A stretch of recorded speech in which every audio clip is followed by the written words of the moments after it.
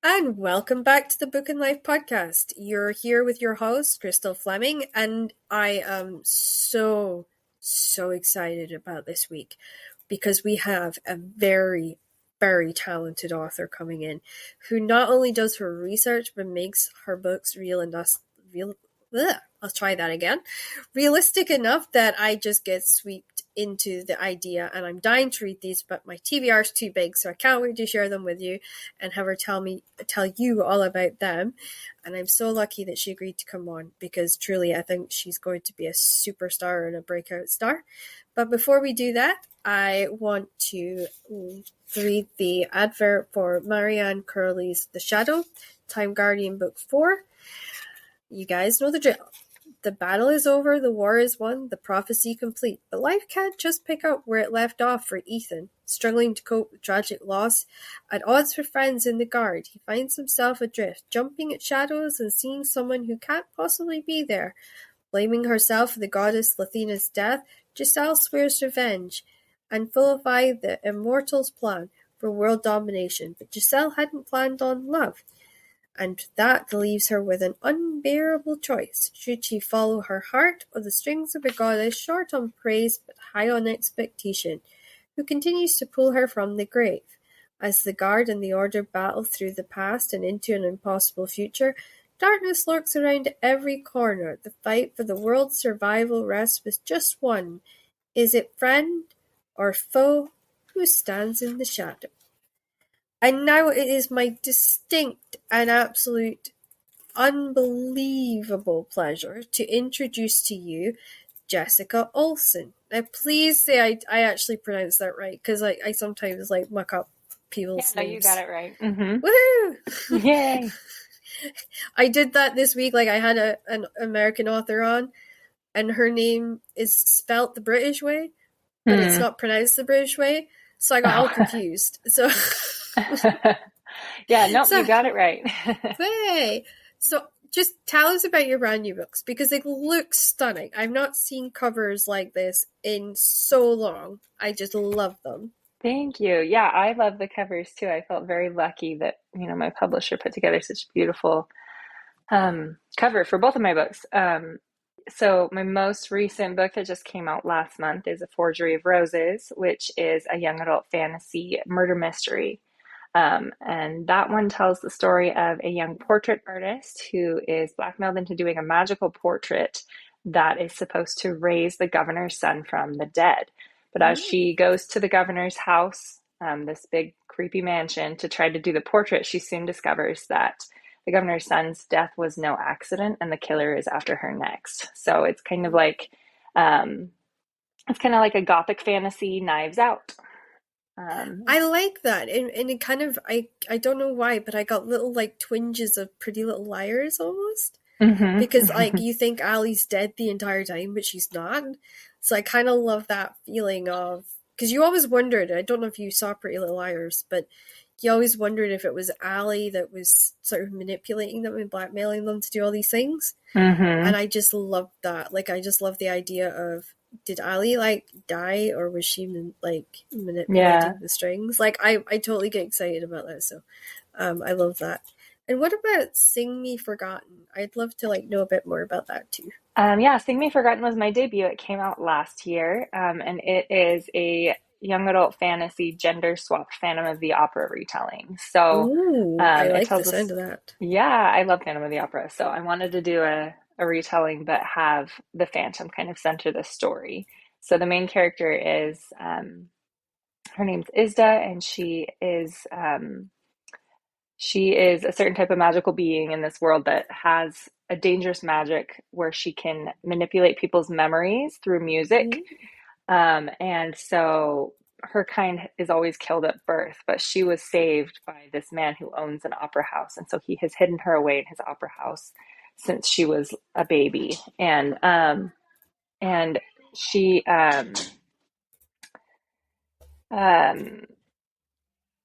so she's hidden away in this opera house her whole life. And she one day hears, this tenor singing, and in his memories, because she can see people's memories when they sing, in his memory she sees glimpses of a girl like her, but living free and out in the open. And she Yeah. decides to try to get to know this boy against all of the dangerous odds, to find out how it would be possible for her to live free. And so it's kind of like a villain origin story. It's like, how did the Phantom become so hurt and so hateful?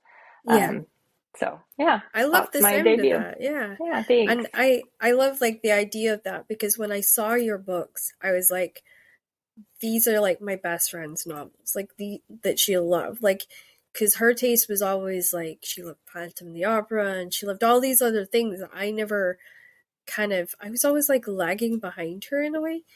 And she Mm-hmm. was very much a Monty Python fan and she loved all these kind of, musicals and Disney songs and like that was her whole life. So like it's almost like having her but in a book in a Mm-hmm. way.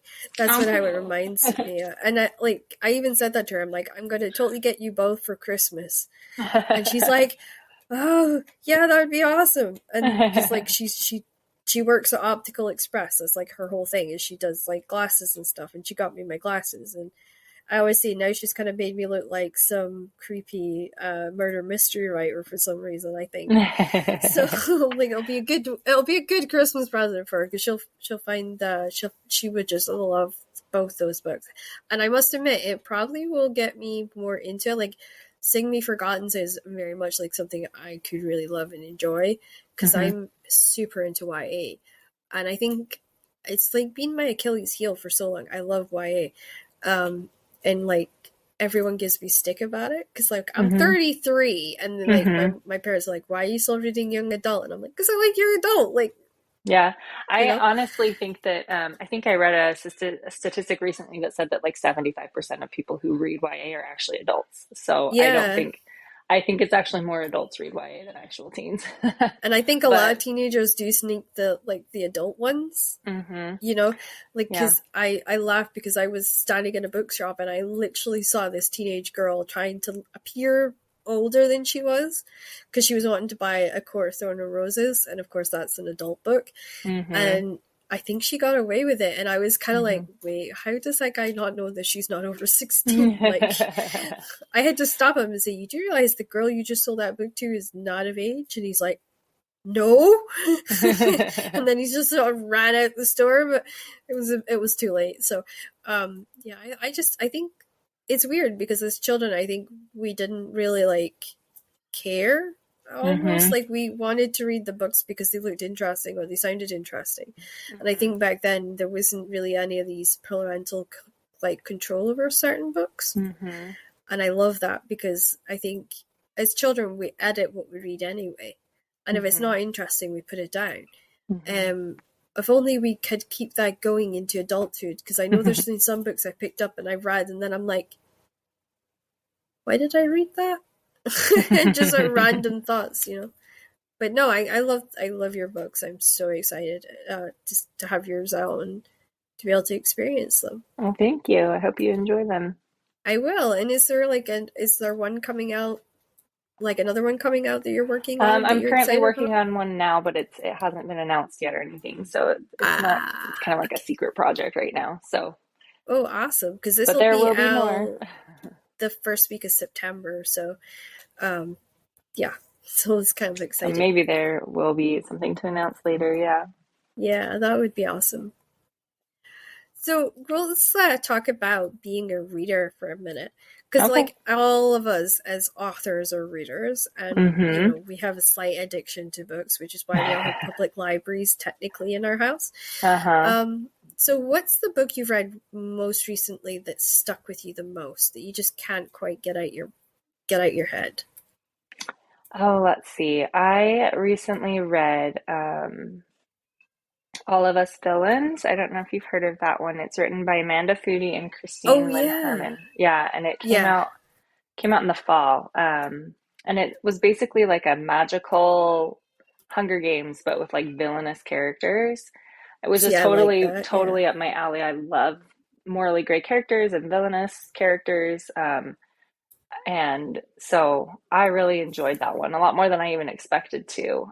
So I'm really excited. I know that the second one, All of Our Demise, comes out this upcoming fall. So I'm looking forward to that one. So do you think you'll reread the first one to get ready for the second one? I'd like to say that I would, but I probably won't have enough time to do a reread. But Yeah, I know that feeling. yeah, but I definitely want to read the sequel. I really enjoyed it. So if you had time, like time was infinite, like what author would you sit and just like read and enjoy? Or is there like a series? Because you can have an author in a series, or you can have like a series Hmm. and an author. Like, do you know what I mean? You don't have to make them both together. Like, you can have an author and a series that you can sit and read for like infinite amount of time. Who would it be and why? Um, well, my favorite author, I get asked often who my favorite author is. My favorite author is V.E. Schwab.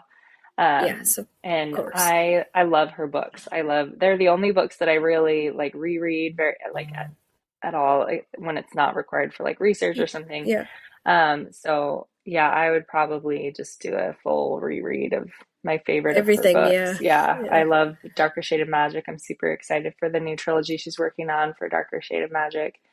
I'd reread Addie LaRue a whole bunch of times. Yeah, I'm actually looking forward to getting the trilogy of the like the new trilogy for the Darker Shade of Hmm. Magic, because my Yeah. partner, he loved it, and Hmm. I think he would just he kind of didn't want it to end, and I think Hmm. it would be good to have this spin-off for him to sort of enjoy and read. Yeah. Yep, that's me 'Cause too. I loved the original trilogy, so I'm excited for more. he also read Red Moon Rising, and I couldn't get into it. Like, I tried super hard. But he read it and he just like devoured the entire series. Mm. So like I'm kind of hoping there'll be a spin-off from that he can kind of get into Hmm. that he would enjoy. I think that would be Yeah. awesome. Is there an author, past and present, who influenced, inspired you both for reading and for writing that you would say like you would recommend for people to try? Or maybe? Yeah, well, I mean, Victoria Schwab has definitely influenced my writing because I love the way that she writes, and so I would love to, um, Yeah. be able to write kind of like her someday, the kind of characters and the worlds that she does. I also really enjoyed the Stalking Jack the Ripper series by Carrie Oh, I Maniscalco. love that series. Yeah. Yeah, and that definitely, like that vibe definitely influenced how I wrote Forgery of Roses, which is Yeah. often compared to Stalking Jack the Ripper, but with magic. Um, That's an so awesome way of, that's a little kind of feather in your cap, I think, because that series it was amazing. was a fun series. I enjoyed that one a lot. And then I think I I'm influenced by a lot of different authors. I just read a lot and Yeah. widely in YA, especially, but also in adult. Um, and so there are things I think I learn and pick up from every book I read. I read a romance and I pick up ways to, incorporate banter or, Yeah. slow burn or whatever in my romantic subplots. And then I read a thriller, and I learn things about pacing and about how to create an ominous mood and things like that. And so I think that there are influences from a lot of different authors, but yeah. I think reading and exploring is really important because it Mhm. helps to broaden your mind not only as a reader but as a writer. And I think both are highly important if you want to kind of really dig into writing and understand like how different books are put together and how certain things work for certain books. And do you know what I mean? It's a very much like a balancing act, I think, in Hmm. a way. And by reading lots of different genres, you kind of learn that as you go. Hmm. Yeah, I think some new authors make the mistake of just reading only in their genre, and you have so Yeah, much to learn by reading outside of the genre that you write. And it like exactly. inspires new ideas because I was writing fantasy, but if I only read fantasy, I never would have come up with the idea for Forgery of Roses because the idea for Forgery of Roses came from me wanting to write a fantasy, but I've been obsessed with murder mystery thrillers for the Yeah, last I'm the couple same. years. And so Yeah. I was like, I want to write a murder mystery thriller, but what if I make it magic? So I kind of like mashed up the two genres. And I would never have thought to do that if I Yeah. hadn't been reading murder mysteries. So if there was an author you could sit and talk to for an infinite amount of time, who would it be and why? Oh, that's a hard one. I did get the chance to meet and talk to V. Schwab a Uh-huh. few weeks ago. She came to my area for like an author event that I was also attending as an author, and so we chatted for a while. And she was just so insightful and so um, like inspiring. Of But course, yeah. I'm trying to think if there's any. I just love meeting together with a group of authors. Like this week, Yeah. I just attended Texas Library Association, Yeah. the conference that is held here in Texas, and I met up with several different authors who've been flown in for the event. We all went out to dinner, and it was just so fun to be able to talk to a few different authors with all different Yeah. experiences. And we were all, sharing experiences and sharing our thoughts about the industry and things that are happening in the industry and how to become a better writer and things that you can do to improve your craft and things. And I think it's so cool to be able um, to discuss Hmm. um, books with people who understand like how books are made and how books become what they are and Yeah, everything. of And so course. I don't know if there's anybody specific, like one author that I'd want to sit and talk to, but I love the idea of getting to talk to, a group of authors who are successful at what they do to kind of learn from and have a discussion with. I suppose then I could kind of move on and say, well, if you were to put together a fantasy table of authors, so you can pick maybe 4 or 6 of the best authors that you would want to sit and chat with, who would it be that you would have Specifically at the table? fantasy.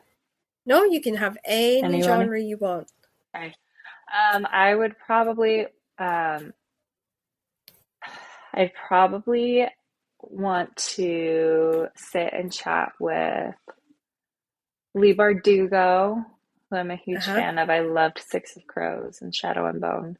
So I'd probably want to talk to her. I'd probably want to talk to um, Suzanne Collins, who wrote The Hunger Games. Yep. I would love to pick her brain about a lot of things. I also really like Scott Lynch. He wrote The Lies of Locke Lamora. I don't know if you've heard of Mm-hmm. that book, Yep. but I really loved those books. So I'd love to pick his brain about like how he like, put together that whole heist and everything. Yeah. Um, let's see, who else would I do? Um,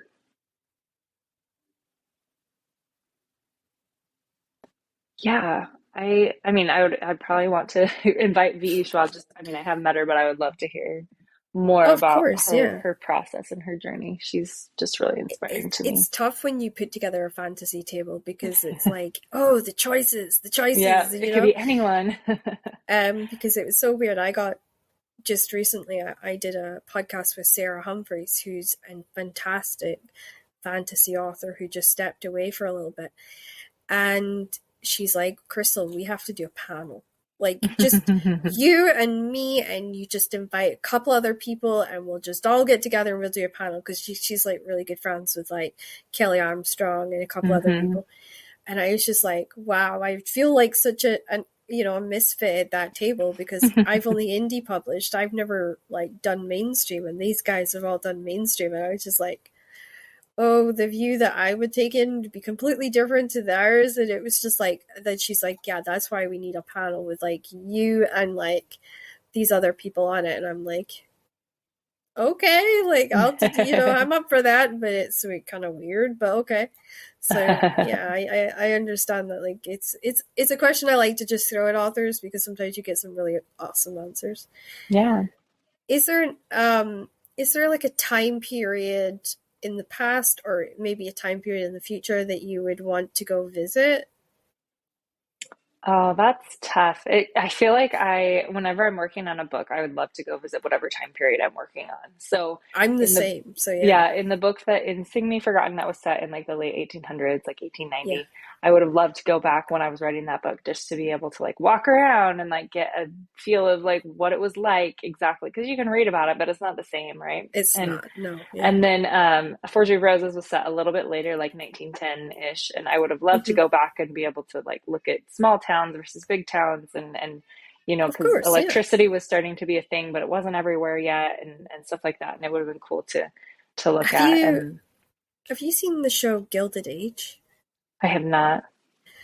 Oh, you need to check that out. Like, that is, it's weird. Like, I got it recommended to me, and I was just like, because it's a bit, it's like the American Downton Abbey, right? Mm-hmm. So I was kind of like, nah, I don't know, because I loved Downton Abbey. Like, I think everybody, when Downton Abbey came Yeah. out, they all liked it, right?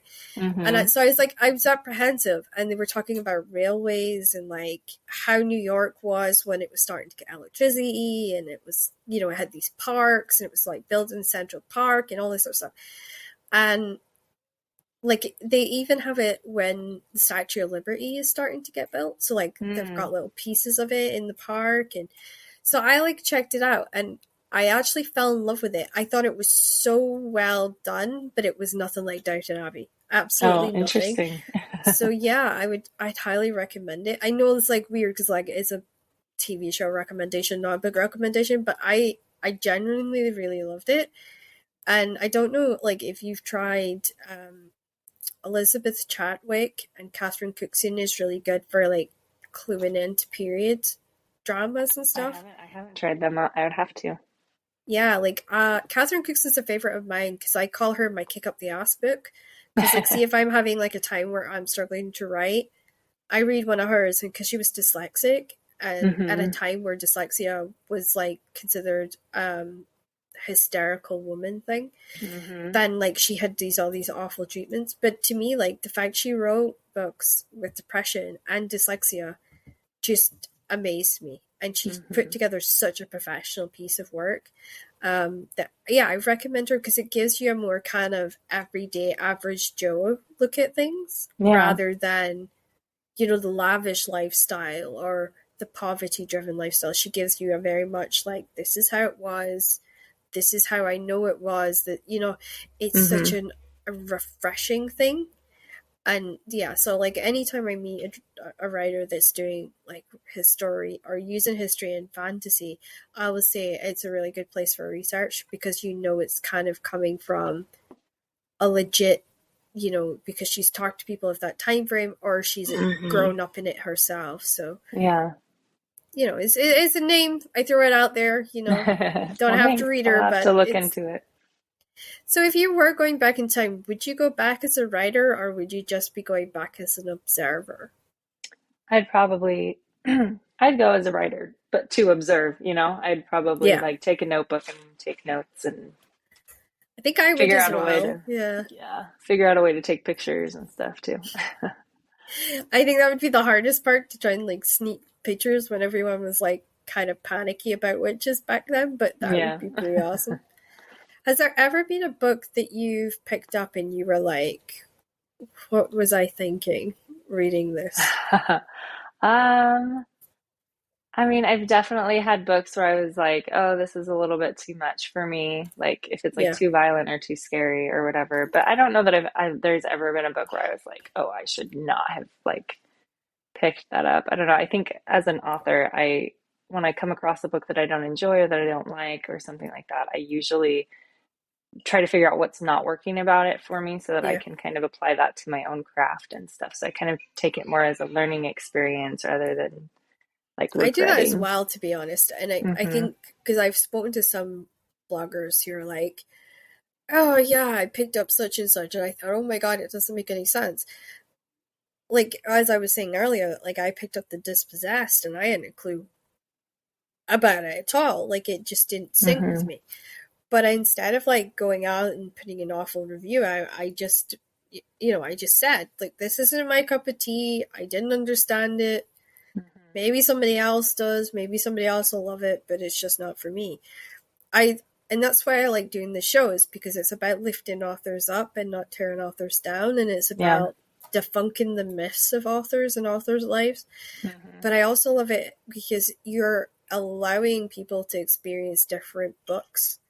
Because, like, I've Yeah. had best-selling crime authors on, I've had best-selling children's novelists on, so it's such a wide range, like, even best New York-selling romance authors. So I love, like, the vast flow of people that you get on, and it's good exposure for everybody because we're all kind of rubbing shoulders together. It's like one gigantic, never-ending convention, which I like to think on it. And it gives also, like, with people that are still worried about COVID, because COVID's still a thing. I think everyone keeps forgetting it.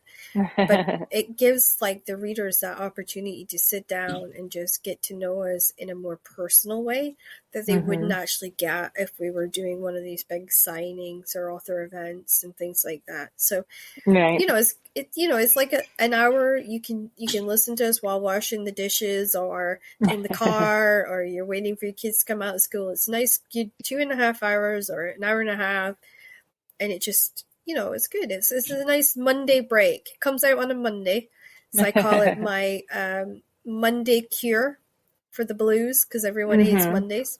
Yeah. So I like to think of cheer up Mondays a little bit more, make it a little bit better. You know, we all have to do it somehow. Yeah.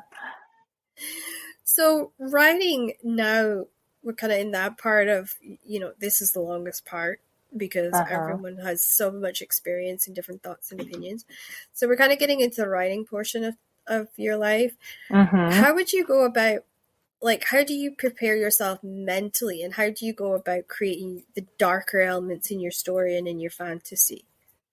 So I mean, I think, for me, I read a lot in like the kind of vibe that I'm looking for. So you know, if I want to write something creepy, I'll try to read like, you know, stuff that has more like horror elements in it or whatever, because it kind of like gets me in that mode of like the eerie and the creepy or whatever. Or if I want to write something that has like lots of romance in it, I'll try to focus my reading on things that are like really romantic and sweet, or, you know, have romantic arcs that I enjoy. Yeah, I think reading for me, it kind of like gets my brain in the headspace. As a mom with like really small children, I'm kind of limited as far as like location or time of day when I can write or whatever. It's not like I can like go find a, you know, like really aesthetic place to write or whatever, because usually I'm writing, you know, when my kids are in bed. So it's not like I can leave them home alone and go write somewhere or something like that. But I get that. Yeah. So, so I think for me, it's a lot of like reading and trying to get my brain in the right headspace. I know a lot of authors like listen to music or like have white noise or ambient noise or whatever when they write, but I am the kind of person that needs silence for for my writing. So there's been quite a few on this set that I must admit. Like for me, if I'm doing a series, I put together a playlist, which is so funny because my Spotify is literally full of writers' playlists of, you know, this is a playlist for this novel and this novel and this novel, and it's kind of starting to look a bit scary, the long list of different songs they have out there. But it's because I have just my partner and 2 cats, I almost have to recreate that kind of feeling with music to get myself into that mode. And I can't write in quiet because I've gotten so used to trying to fall asleep with silence. That I start to fall asleep, and then I'm like, and then I'm like, oh no, I'm gonna fall asleep on my keyboard again. I need to like have the music almost as a way to keep me awake, so I can get it down on paper. But no, I get where you're coming from with that, and it's not easy, and I respect you so much for being able to do that with 2 small children. It cannot be easy. Yeah, I actually have 4. I have 4 kids. Wow. Okay, the respect level has just gone like through the ceiling to the skies now. That is amazing. I love my kids, but I don't know if I can super recommend trying to juggle a career with that many kids. It's a lot. Well, see, it's so funny you say that because I'm actually going to be trying this year for my first, and I'm Congratulations. Just like, and I'm terrified because I write novels and I write screenplays and I podcast, and I'm just like, my husband was to work, and I'm like, oh my God, am I going to be like dependent on my mother-in-law to be like, here, I need you to take the kid for like 4 hours because I need to finish this edits or do this novel or something. And then actually I'll end up doing housework for 4 hours because it's the only time I get. So yeah, I am really kind of interested in how this whole juggling act's going to go. And like, I know when they're really infant sized, I can write while they're sleeping. So Mm-hmm. I'm not too worried about that. Is when they start walking, talking, and crawling, and they start repeating the things that mom says, I won't Mm-hmm. be able to read my novel out loud anymore. So Mm-hmm. that's going to be a whole other level of challenge that I think will be interesting. And then also hiding the books once they're old enough to read that mom has written is going to be the other The other great challenge. tactic. Yeah. Yeah. So I really, I mean, I'm just blown away. I have one friend, she's got 6 kids, Oh, wow. and I'm just like amazed. Her house runs on a schedule. It's like an Yeah, army operation. She I'm really is. sure. And she's a single mom too. Oh So my I just goodness. can't imagine like how she does it. And then I've got another friend of mine, she's got quads. Wow. And I'm like, how do you do it? Like they're all like, they're all at school now, but I remember going to her house and it just looking like a bomb had gone off Yeah, my because house all looks like that all the time. yeah, like I literally walked in and she had like a diaper over one shoulder, blanket over the other. There was like a diaper hanging off a lampshade, and I'm like, what the hell happened in here? And she's like explosions that you can't even believe. And I was like, Yeah. okay, that's enough information. I'm here to help. It's fine. And I used to go over, and she actually had a twin sister who also had quads. So there was like 8 Oh, wow. infants in the house and only 2 adults. And I'm like, that's so much noise. Like 8 kids outnumbers 2 adults. That's a little unfair kind of way. But Mm-hmm. those 2 girls, like they managed it, and I am so in awe of them completely. Like, Yeah. yeah, yeah, it's Yep. crazy. So, what inspires you to pick fantasy for your writing? To add your voice into that genre and into that writing scene. Um, I think for me, just because I love magic, I think magic is so fun to play with and do things with. Yeah. I I didn't start out in fantasy. Like the first stuff that I wrote that's not published and will never be published was like Oh, contemporary never say romance. never. Oh, I will say never. They were not good.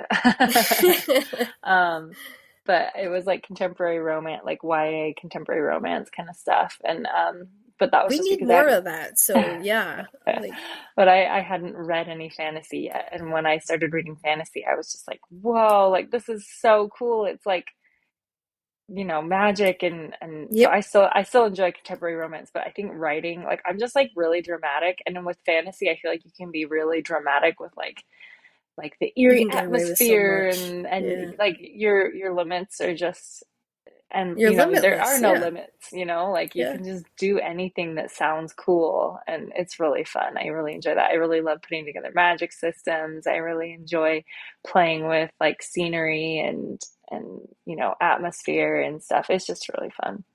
Yeah, I love that too. And I just actually used a phrase from a wrestling friend of mine, so I'm going to have to quickly do an apology. I'm sorry, Keith Lee. I did not mean to steal your catchphrase. Because, like, his catchphrase is, I'm limitless. Mm, And it's so weird because I used to say that all the time. Like, I'm like, with romance and with like fantasy, you're limitless.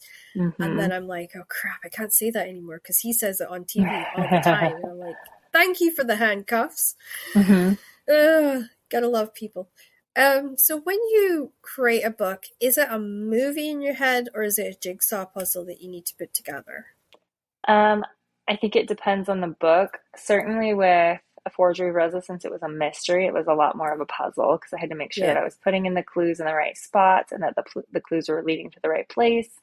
of course, yeah. Um, so I think when I'm writing a mystery kind of plot, it is a lot more like a puzzle.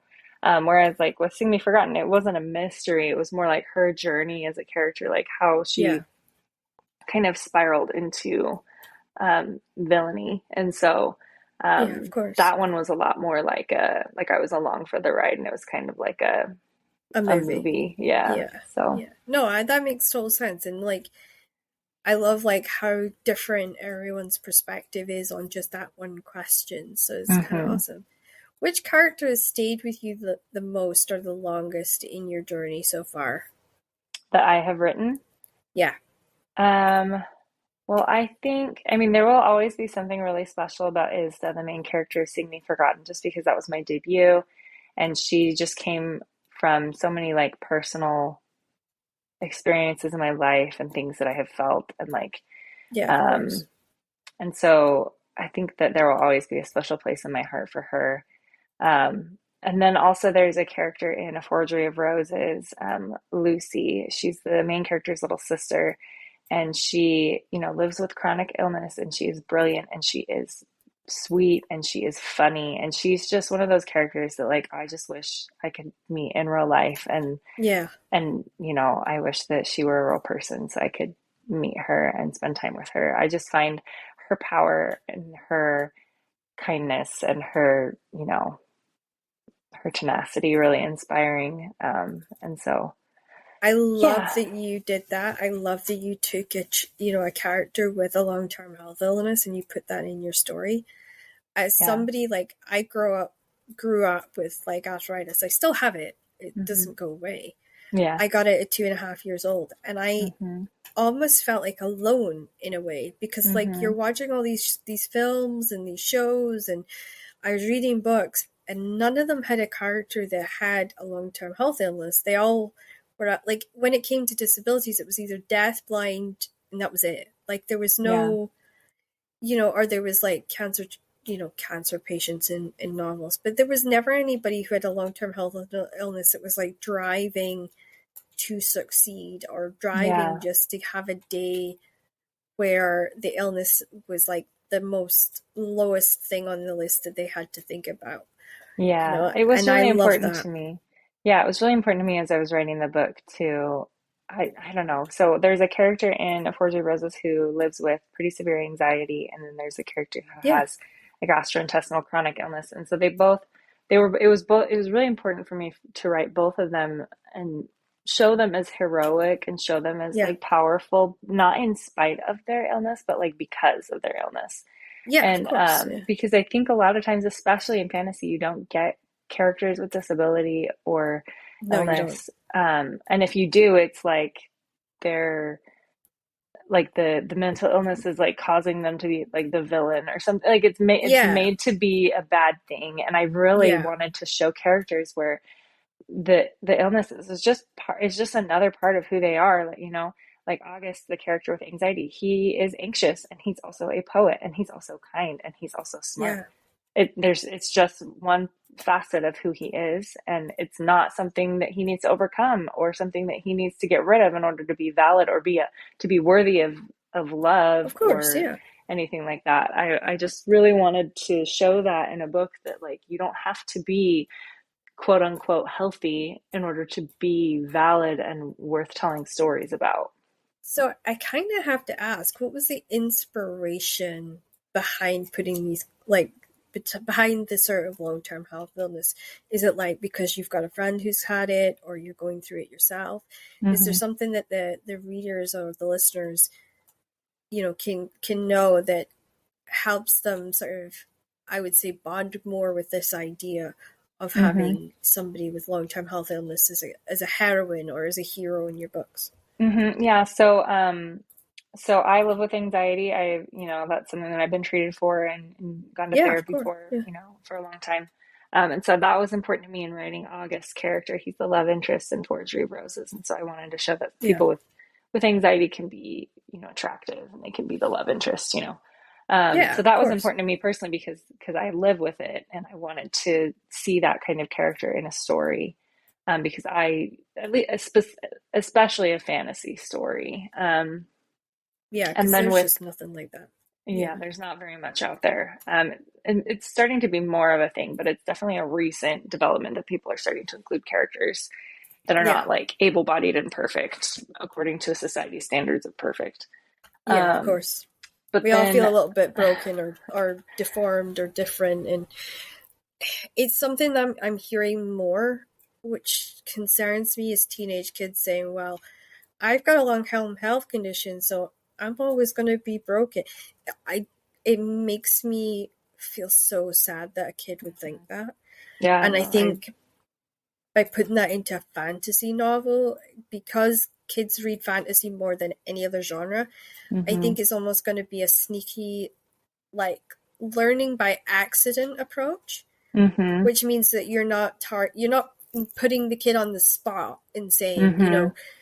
oh, this person's got disabilities, so, you got to treat them different. It's almost like you're educating them in a more rounded way. And I like that, because so many kids are singled out because they look different or they talk Mm-hmm. different, Mm-hmm. and I think the more we work on that idea of inclusion, the better.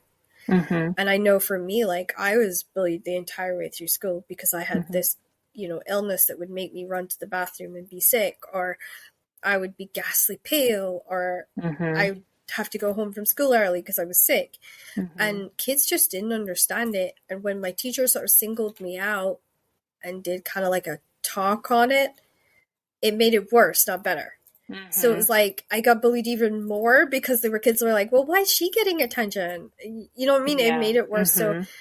I kind of think that through books, we've got a good opportunity to change kids and make it a less bullying atmosphere and more inclusive about what you like and Mm-hmm. sharing your likes rather than about superficial things.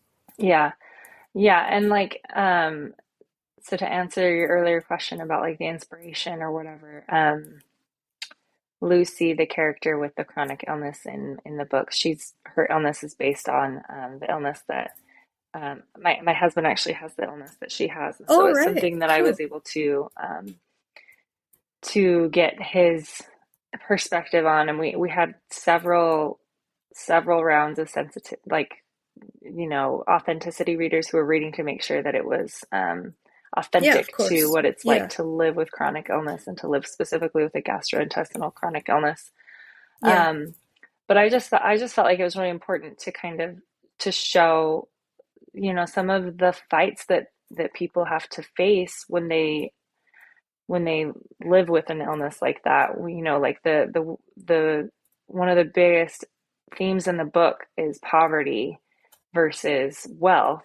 And Of Myra and her course, yeah. sister, the two main characters, like Myra, the main character, and her sister Lucy, they're struggling with poverty, and it's a really dire situation for Lucy because she needs access to medication and she needs access to Treatment, yeah. healthcare, and they can't afford it. And so I was kind of trying to make a little bit of a statement there about how, you know, healthcare needs to be something that people can have access to no matter where, how much money they make or whatever.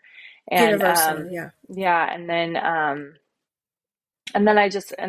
just the amount of like accessibility, like making sure that people who have different um you know, physical abilities, whether they can, if they're disabled or if they are ill to the Hmm. point where they can't, leave their house very easily or something, if they're having a flare, Yeah, of or if course. that's just the way they live because of whatever ailment they live with, um, that our world definitely does not, you know, It's not a very inclusive world, yeah, yeah. it's not accessible. It's not, Yeah. I mean, people just don't make the world easy to maneuver in if you are No, not it doesn't. exactly Yeah. the way that Yeah. all of the able-bodied people are or whatever. So anyways, The, there were a lot the of different themes that I wanted to explore a little bit, because I have very close and important personal. people in my life Yeah. and personal experience with Yeah. those things. And like I personally have like a visual disability, and was bullied for that growing up and everything, and Of so that's course. something that is near and dear to my heart as well. So See, I love what you were talking about because I know in the States it's really bad when it comes to mhm. healthcare and disability, and the fact it's not very accessible. Like, Mhm. I find myself so lucky because I have had arthritis my entire life, and I've seen myself spend 6 months in hospital Mhm. because I have to get specialized treatment and specialized surgeries and specialized medications. I would hate to think how much it costs in the US. I would Mhm. probably have a heart attack. Um, but yeah, like here in the UK, every, medical wise, we're completely covered. Nothing on the NHS you get charged for.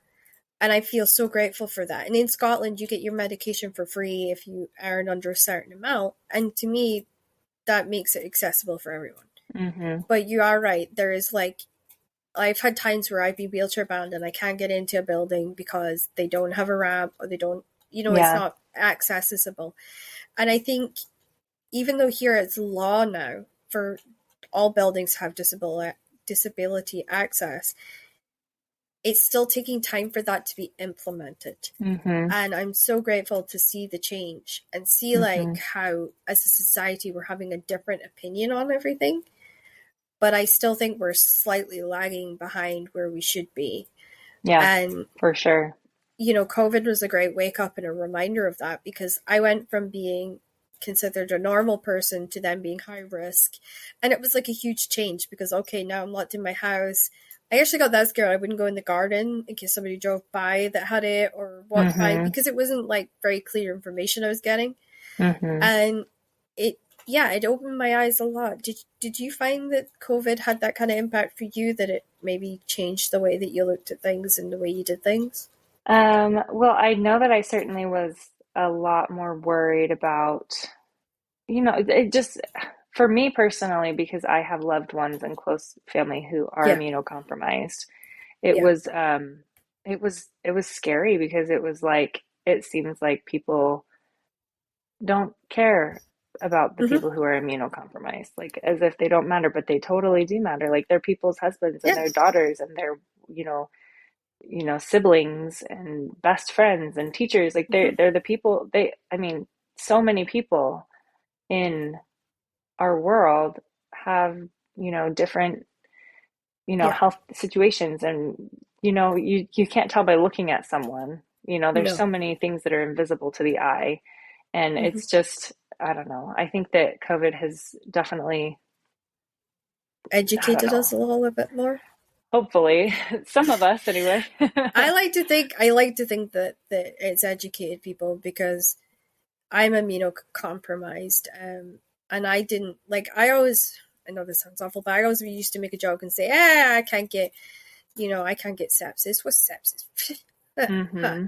And then I got it, and I was like, oh, okay, then this is a legit thing, and I should have been paying more attention. Why did I not pay more attention? I'm an idiot.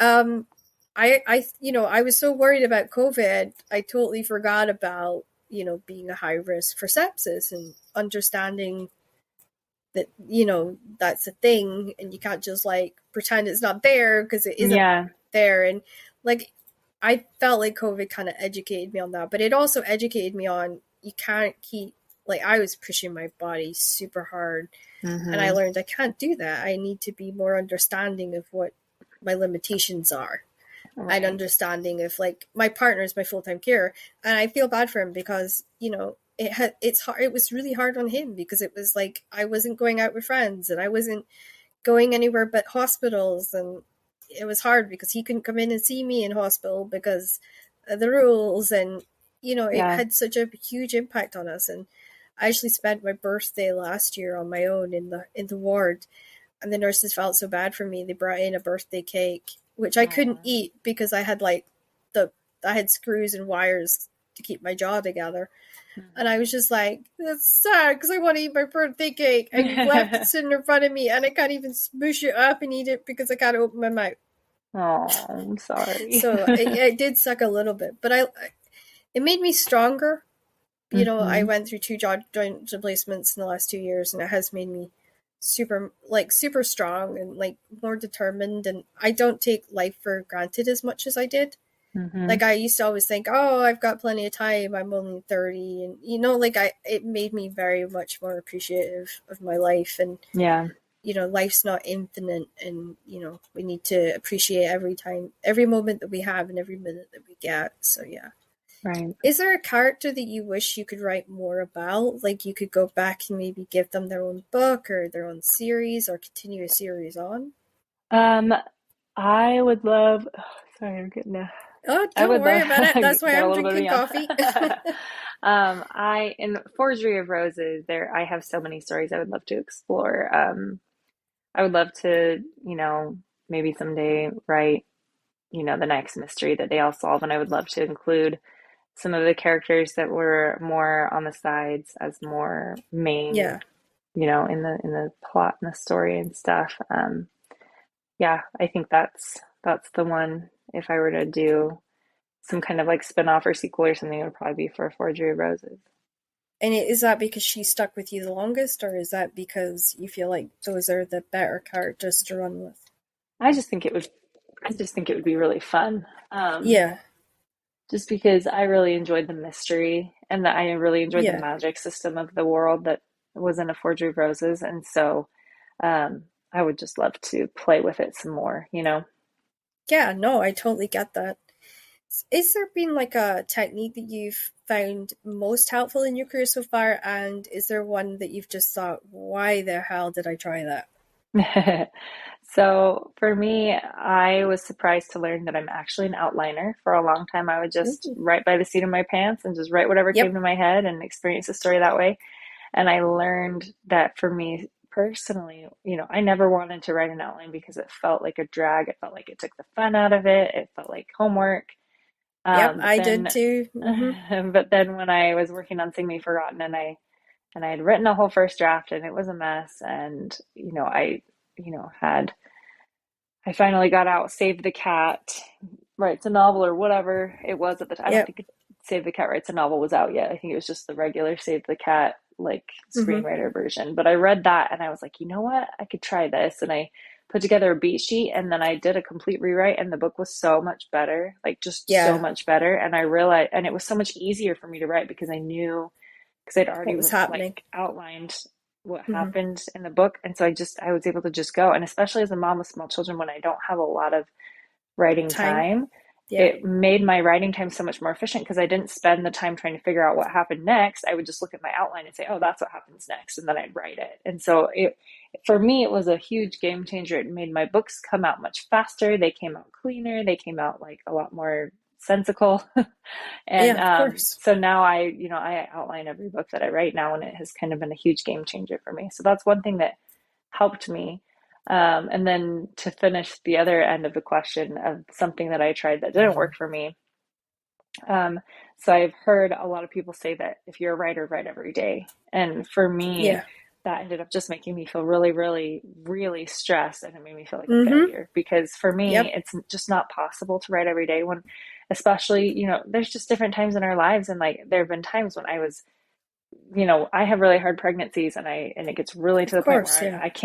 I can't do much more than function, and Yeah. writing was just out of the question.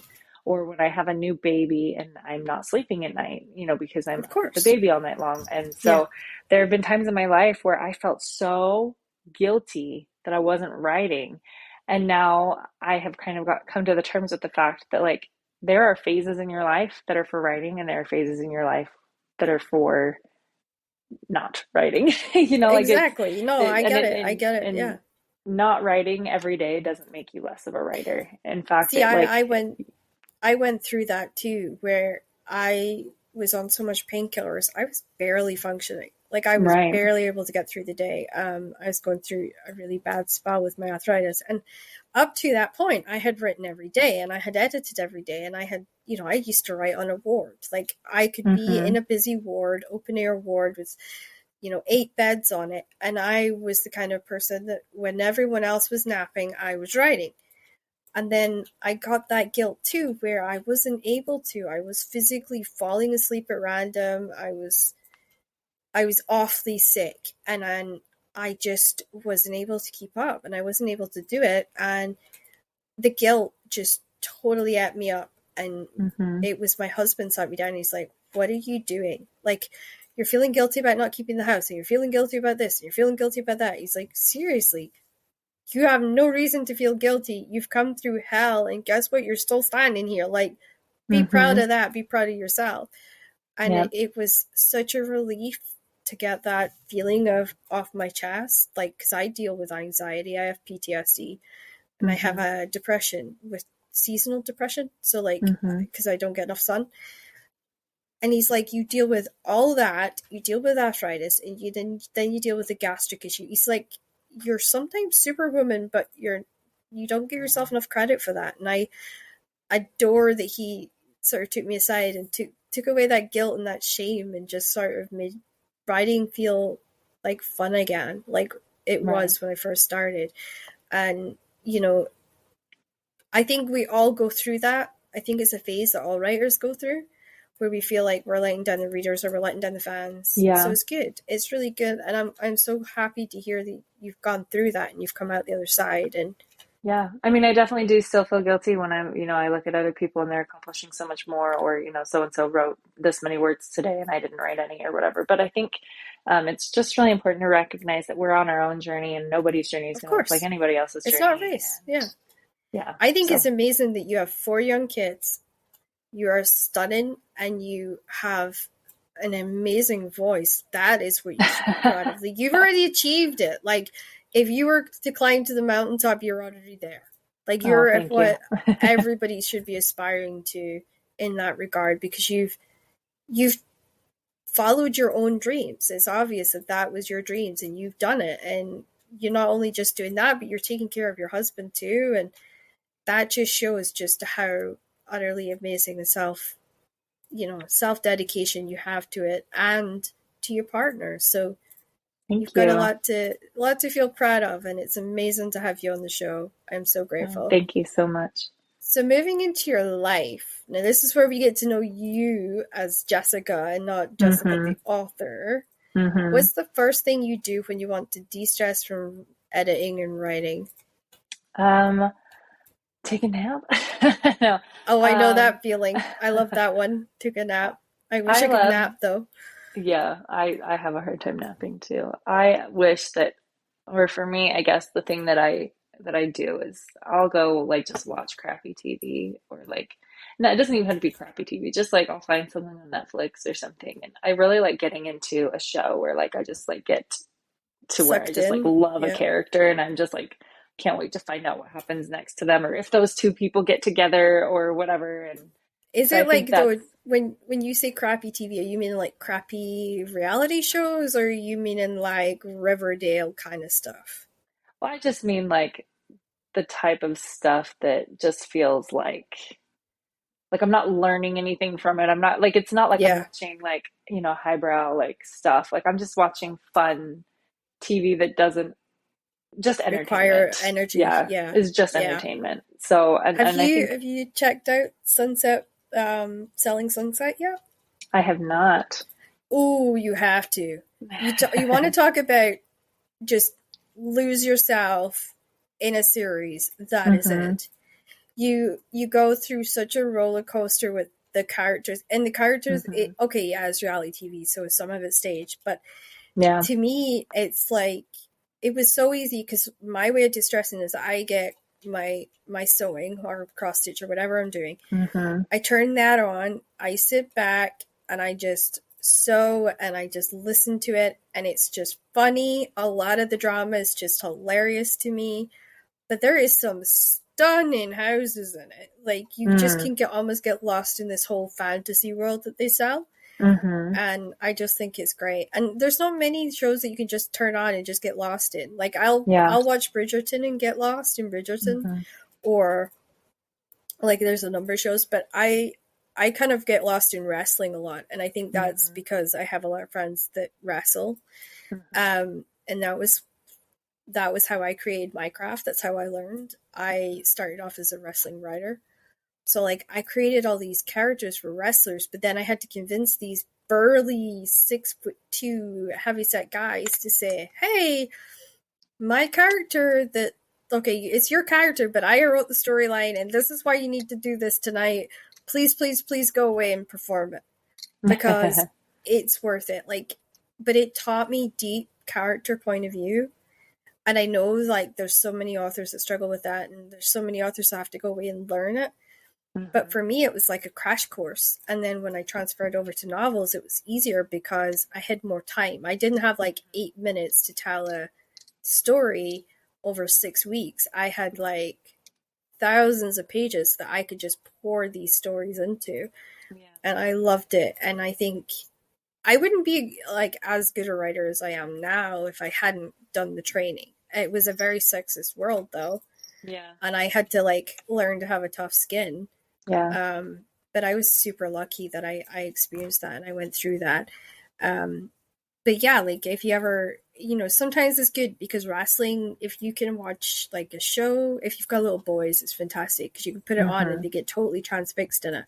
Mm-hmm. But it's good for the writer too because it's good to you can actually learn as you're watching it like deep points of views on how these people are telling a story over like 3-4 weeks, and you're learning about those characters, those villains, in a totally new way, and how these characters are always 3D. There's always like a reason behind things they're doing, or there's a reason behind the fights and the matches. And I love trying to work all that out.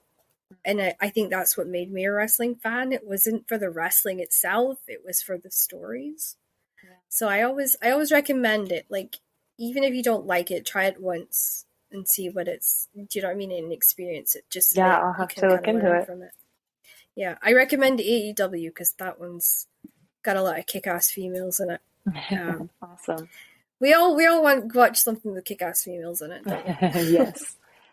What hobbies do you enjoy, and which ones do you wish you had more time to explore? I did a lot of music before writing and like Yeah, community theater. I really enjoy that. So like I love that too. Yeah. if I had time, I would go do more community theater and I would do more music. Oh, those are awesome choices, by the way. I love that. Thank you. So are you a crafter? And if not, what are the other ways that you clear your mind when you're trying to like turn your head off and go to sleep at the end of the day? I'm not like a really Crafty? yeah, I'm not super crafty. I like art. Like I like to Yeah. draw and sketch and stuff like that. I don't get to I do would it very call that often. crafty. I I would call guess that so. Yeah. crafty. I don't get to do it very often just because having those Kids. kinds of things around, kids get into Yeah. it and stuff. But I do enjoy that stuff. And once my kids are older and they're not so into like coloring on the walls, I'll probably do more of it. But Oh, I um remember those days. Yeah.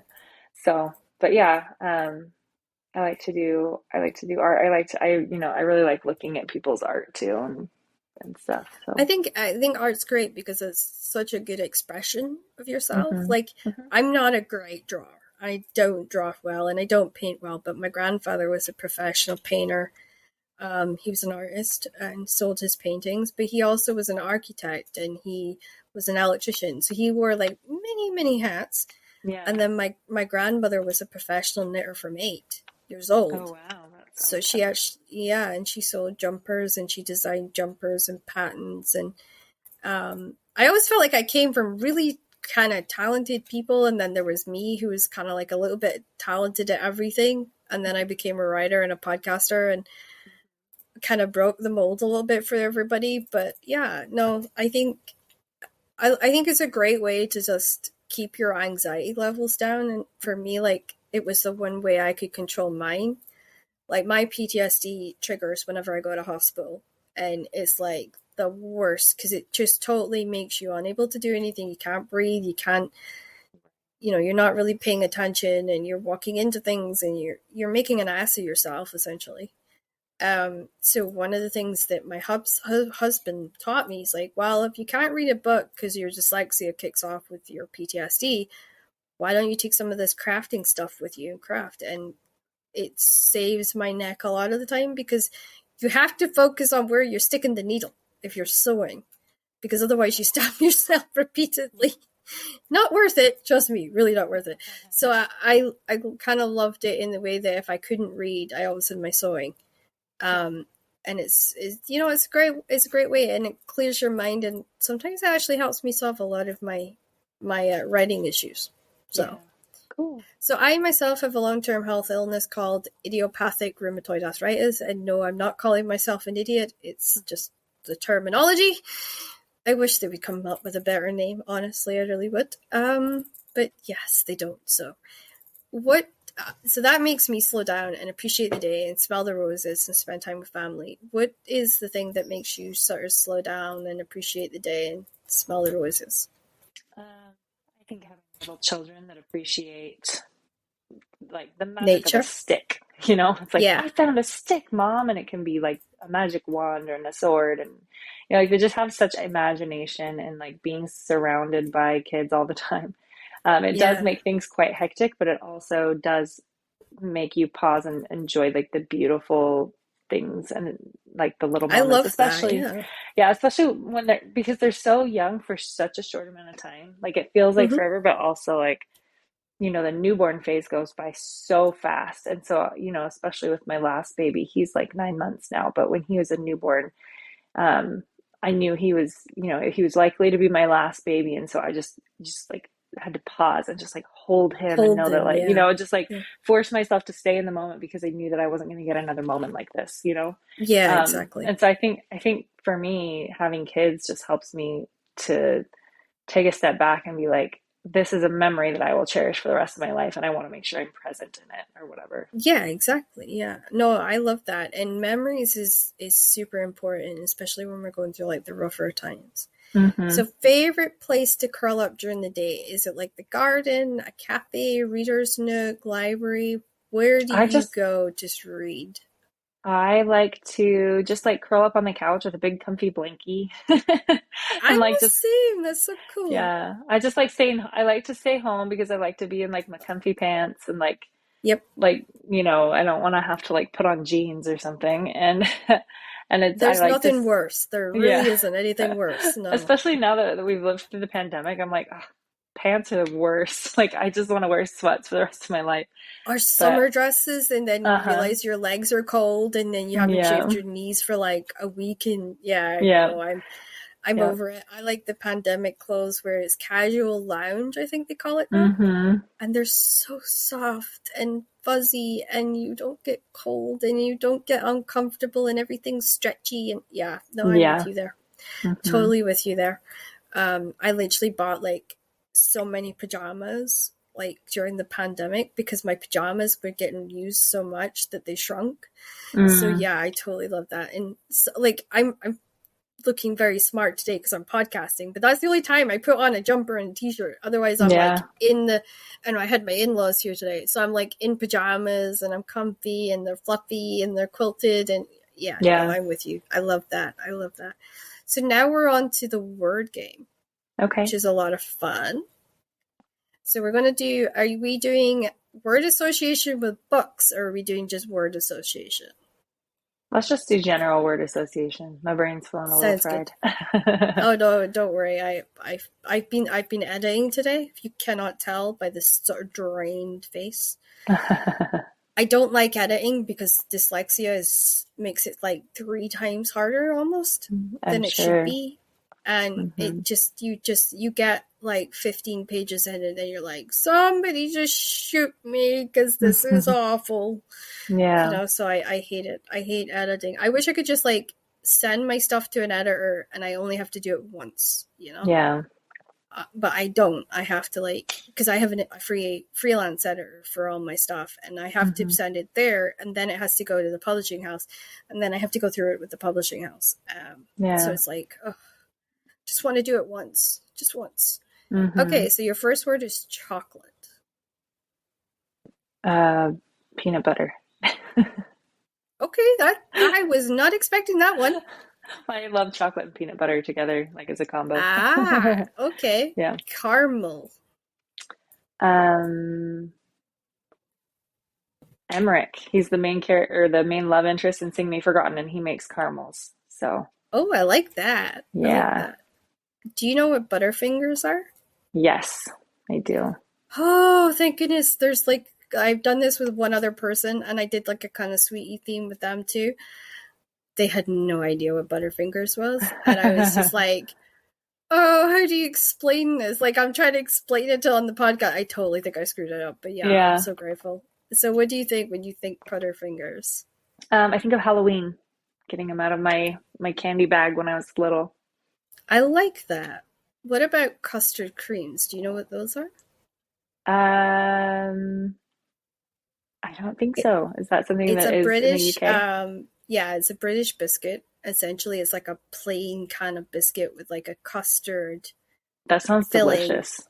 and then there's like another plain biscuit on the bottom, so it looks like a little mini sandwich, and you dip it in your tea usually, Oh, it and it sounds makes it go all delicious. soggy.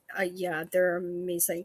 It's the first biscuit I got when I visited Ian's mom for the first time, and I met her for the Mm. first time, and I didn't want to tell her I hated custard creams. Oh no. So I ate it, and then like for like 3 or 4 Christmases, I got custard creams every year, and then I had to tell her. It was like because I couldn't like keep stashing them in a cupboard, and I'm like, all this you should buy because I don't like custard creams. So I felt so That's so guilty, but funny. I always think of that when I do that. So what do you think when you hear it now that you kind of know a little bit more about it? Oh, I don't know. It sounds like something that you'd eat like on the afternoon outside. So I feel like I'd think of like a picnic or like a afternoon like in the kitchen looking out the window at the sun or something like Ooh, that. I love that.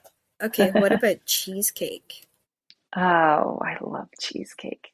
That just makes me think of anniversaries. I feel like that's a thing that like me and my husband always get cheesecake whenever there's a special occasion. So I think I'd think of like Ooh, I like anniversaries. that. Hmm. That's a good tradition. Yes, I love Cookies. cheesecake. Cookies, I think of cookie dough.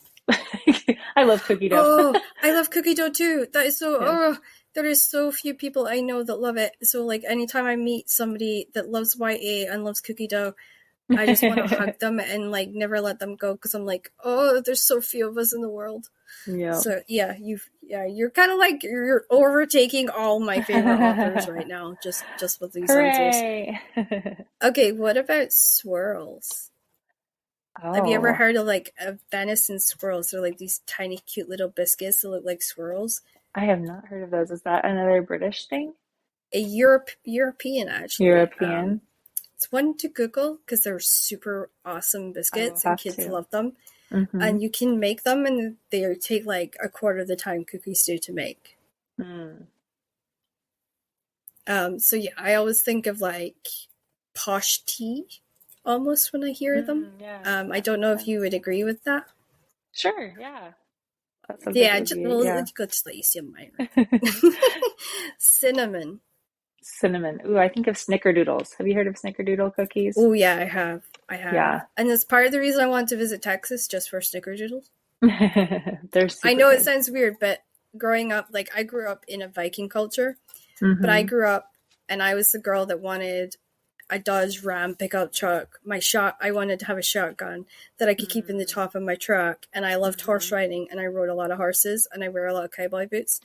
And I'm Mm-hmm. like, I think I was born in the wrong country and probably in the wrong state because like Yeah. everyone around me is all wearing like these brand new designer fashions, and I'm walking in with like jeans. I was too small for Levi jeans. I was too skinny for Levi jeans, but I had these like jeans, and then I'd have cowboy boots on, and then I'd always have like some sort of funky band t-shirt, like country and Mm-hmm. western t-shirt, and then like a weird jumper over the top. Mm-hmm. And everyone was like, "Oh my God, you're so Americanized." I'm like, "No, I want to be from Texas." Like I was like Texas proud when I was That's like funny. 8. That's So my cute. dad, my dad and hubby say that I'm a closeted American. That's Like funny. I'm Scottish, but I want to be like American. So Mm-hmm. at least I make people laugh with that one, if nothing else. So what about coffee? I think of really early mornings. I think of addiction because like I'm honestly I've had coffee since I was like 3. So Mm-hmm. my mom used to give it to me to make me fall asleep, Mm-hmm. which I've That's never really worked funny. out. I've never heard Yeah, of like that I was either. like, how does that work, That mom? seems And like the she's like, well, opposite. yeah, it's like she would put a tiny bit of coffee in it and like 3 sugars, and she'd mix it up with like lots and lots and lots of milk. So it was like Mm-hmm. they call it baby tea here. And then they Mm-hmm. would like she would put it in a bottle and she would stick it in the crib next to me, and I would just roll over and cuddle it because it was warm. And I Mm-hmm. would drink it and I'd fall asleep. And she's like, "You've had coffee since you were 3." That's And I funny. was like, oh, so no wonder I could never sleep when I got to like 8 and 9 because I was like addicted. Thanks, That's mom. funny. But yeah, that's my way of thinking. So is there like something exciting you want to tell the fans before we go? Or Um, Anything you can share I with us? I don't think so. I mean, there is, I mean, if everybody likes Forgery of Roses, they have I don't know if you've heard of Owl Crate. They did a special edition version, and, Oh, that is and so pretty. yeah, And nobody can see this because it's on an audio, but I am telling you guys, the roses and the white and black colors on this book is so very pretty. diverse. Everybody please go over to Owl Cart Mhm. now and just like buy. Yeah, I they've got and it's love got that. like stained edges, and it's got Oh, like it's so pretty. it's got like stamping on the hardcover and Oh. art on the inside of the dust So jacket. how accurate is the art for your It's novel, do you pretty good. think? I don't know if they had the artist read the book or if they just told her, if somebody who'd read it told Yeah. her, but it's pretty accurate. So See, anyway, so like I yeah. always wondered that. Like I used to get Fairy Loot. I guess Yeah. like Fairy Loot's the British version of Valkyrie. I don't Yeah. know. Pretty much And kind of, yeah. I always was like sitting thinking, I was like, I wonder how accurate to the author's way, like, because we all put our own version of the Right. book in our minds, but I was like, how accurate is it to the author's vision? Are Yeah. these like things done? So I kind of always wanted to ask an author, but I never had an author that's done Fairy Loot or Owl Crate and that's been on. So that's really awesome that I can ask you and be like, so what Yeah. did you think? Did you get like it in the box and everything, or? Yeah, they sent me one of the boxes, but I had seen what their plans were for the cover and like the art. I got to see that early, you know, just via email. Yeah. And when I saw it in the email, my jaw just dropped because it's just so pretty. So, yep, Oh, it's I love available to that. purchase on their website now. So, Yeah. Well, so that's yeah, great because this will come out in September, so hopefully they'll all be sold by then. we'll But see. yeah, it's great. And honestly, see you for your next release. Please message me back, and I'll have you on. It's been That would be great. a super honor, and I would love if you're willing. I would love to advertise Forgery of Roses and sing if you want on here every week from September on if you're interested. Oh wow, yeah, that would be amazing. Cool.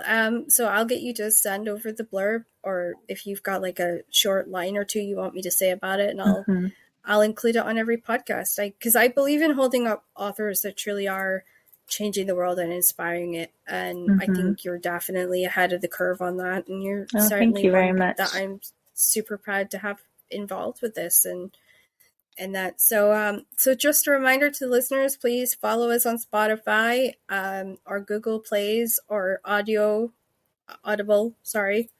or whatever it is that you're using to listen to this, as every follower helps to keep this podcast going. And make sure you stop by next time to hear more about what's going on with the Book of Life podcast. And you never know who could be stopping by next time.